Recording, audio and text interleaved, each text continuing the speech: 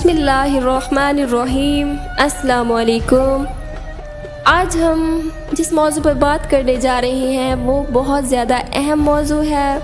हम आज देखेंगे कि तारीख़ की सबसे ज़्यादा मुतासिर कुन शख्सियत कौन सी है और उस शख्सियत के बारे में मुख्तलिफ़ लोगों की आरा और ख़यालात क्या हैं।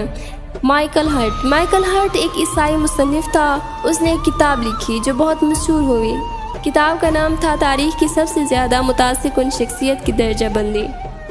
इस दर्जा बंदी में उसने सबसे पहले रसूल अकरम सल्लल्लाहु अलैहि वसल्लम का मुबारक नाम लिखा। इस किताब का इब्तिदाई जुमला बहुत अजीब है। वो लिखता है, मेरे बास कायरीन हैरान होंगे कि मैं मोहम्मद सल्लल्लाहु अलैहि वसल्लम को सबसे ज़्यादा असरअंदाज होने वाली शख्सियत पर फौकियत क्यों दी। इसके लिए वो बड़ी प्यारी दलील देता है। लिखता है, दुनिया में जितने भी नामवर लोग आए, अगर उनकी ज़िंदगियों के हालात का आप अमीक मुताला करें तो वो अपने लड़कपन और जवानी के दौर में अपने वक्त के बेहतरीन तालीमी अदारों में किसी उस्ताद के पास तालीम हासिल करते नज़र आते हैं।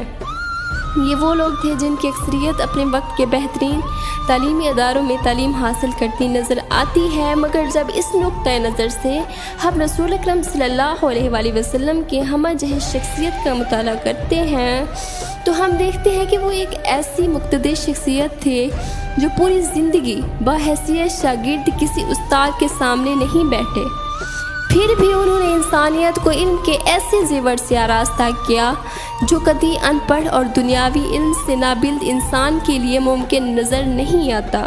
इस हकीकत ने मुझे मजबूर कर दिया कि इस दर्जा बंदी में मैं मोहम्मद सल्लल्लाहु अलैहि वसल्लम को सबसे पहला दर्जा दूँ।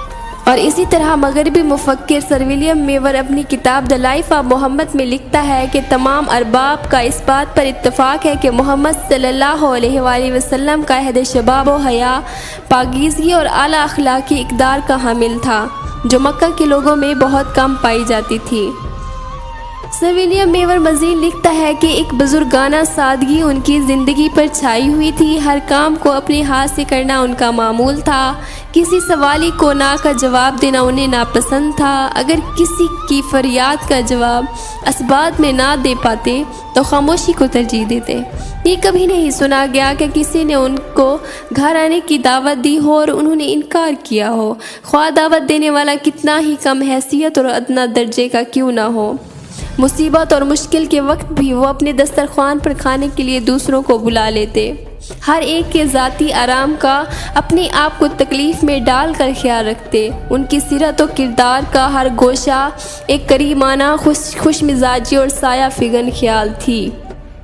इसी तरह मारूफ मगरबी मुफक्किर एडवर्ड गिवन अपनी तसनीफ़ ज़वाल सल्तनत रूमा में लिखता है कि मोहम्मद सल्लल्लाहु अलैहि वसल्लम की अच्छी इब्तिदाद तबाह शाहाना शान और शौकत को खातिर में ना लाती थी। खुदा के रसूल सल्लल्लाहु अलैहि वसल्लम को रोज़मर्रा घरेलू काम करने में कोई आड़ न थी।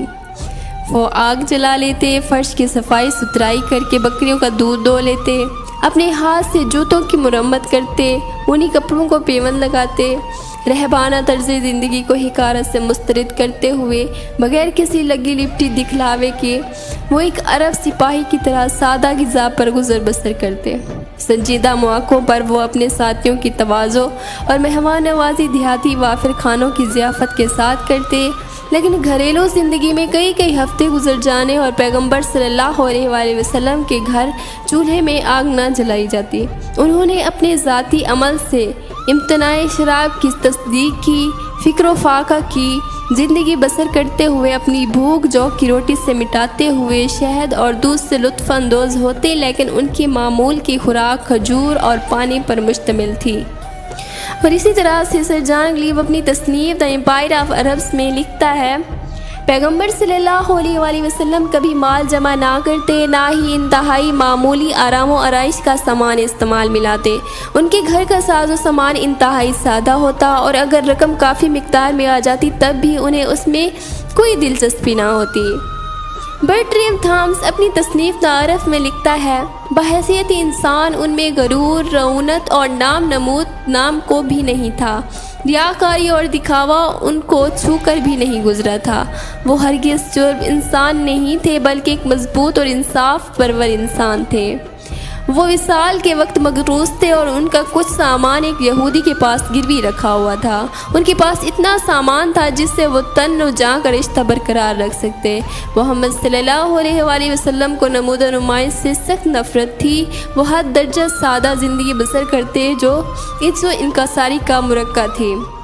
اسی طرح سے اگر ہم حضور نبی اکرم صلی اللہ علیہ وآلہ وسلم کی سیرت کا مطالعہ غیر جانبداری اور دیانتداری سے کیا جائے، چاہے مطالعہ کرنے والا کسی بھی مذہب، خطے یا نظریے سے تعلق رکھتا ہو، اس کا حاصل اس کے سوا کچھ نہ ہوگا کہ حضور اکرم صلی اللہ علیہ وآلہ وسلم کا اسوہ حسنہ انسانیت کے لیے ابدی نمونہ کامل ہو سکتا ہے۔